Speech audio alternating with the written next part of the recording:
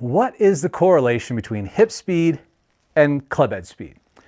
Well, there's two different ways of understanding this. If you swing with a proper load of loading the fascia and letting it rebound for you, moving your hips very quickly will add more speed without putting any more effort into your swing. Now, however, if you're the type of golfer who's never swung over 100 miles an hour in your life, what it really means is you're using your muscles to contract to produce power by pushing, and the faster you move your hips, it won't really make any difference. I did a swing study back in 2007 at TaylorMade Performance Labs, and one of the things I did was study this exact phenomenon.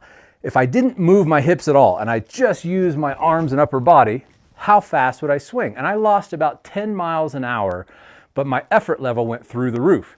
And as you guys probably know, if you want a 2-second elevator pitch of what rotary swing is all about, it's maximum speed with minimum effort. The delta between these two spaces is exactly what I'm after, but most golfers have maximum effort and minimum speed. And that's because you're contracting the muscles to try and push the club to produce power. And that's not how elite players swing the club at all. And that's why we look so effortless when we swing, is because we're actually doing the exact opposite. We are stretching the muscles and the connective tissue and letting it rebound for us. And that's free speed. It's effortless.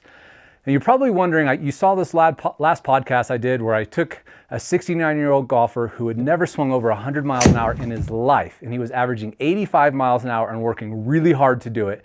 And in 30 minutes, I took him from 85 miles an hour to 101 miles an hour, a 15, 16 mile an hour gain in 30 minutes. Now, how did I do that? Well, one of the things that I taught him was how to move his hips more quickly, not just his hips.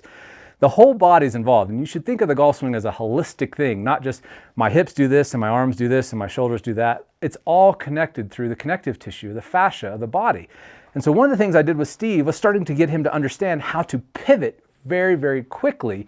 And by understanding how to pivot quickly, the club and arms were getting whipped through and he really couldn't do anything about it. That's what effortless speed feels like. You've felt this in your swing before where you took a club back and you're probably laying up on a par 5 with a 7-iron, like, it doesn't matter how far I hit it, and you just swing release and whoa, the ball went 15 yards further. What happened?